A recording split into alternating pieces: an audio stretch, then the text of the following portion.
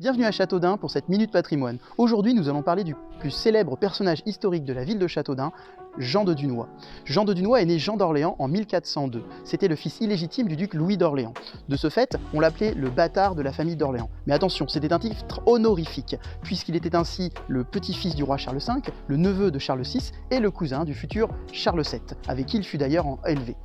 Et Jean d'Orléans, c'est également l'un des principaux chefs de guerre du royaume de France à la fin de la guerre de Cent Ans. Il participe à la libération de tout le royaume, et pour le récompenser, on va lui donner le comté de Dunois. Jean d'Orléans devient ainsi Jean, comte de Dunois, Jean de Dunois. À Châteaudun, la capitale du comté de Dunois, il fait détruire l'ancien château fort des comtes de Blois pour faire bâtir un nouveau château, c'est un château-palais. Mais il conserve tout de même l'imposant donjon du XIIe siècle, au sommet duquel on peut encore voir une fleur de lys qui rappelle son ascendance, ses liens du sang avec la famille royale. Il s'agit véritablement d'un palais que fait construire Jean de Dunois, doté d'un jardin suspendu en terrasse, d'appartements de bain, d'un grand escalier d'apparat pour un prince, et également de gigantesques cuisines voûtées en sous-sol pour desservir une grande cour princière.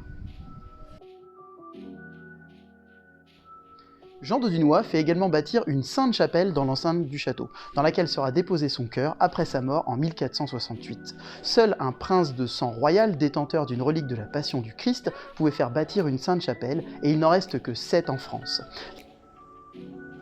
La Sainte Chapelle a été construite dans les années 1450 et 1460. Elle comprend 2 niveaux, et le petit clocheton qui la surplombe a été construit en 1493.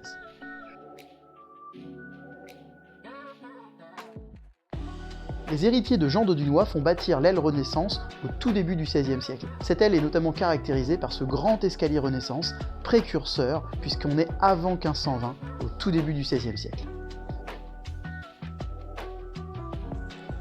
Un buste de Jean de Dunois est visible devant le château sur la place qui porte son nom. Il a été sculpté par Anne Boisaubert en 2022. Et sur le socle, on peut remarquer le blason de Jean de Dunois avec 3 fleurs de lys, encore un rappel à son ascendance royale.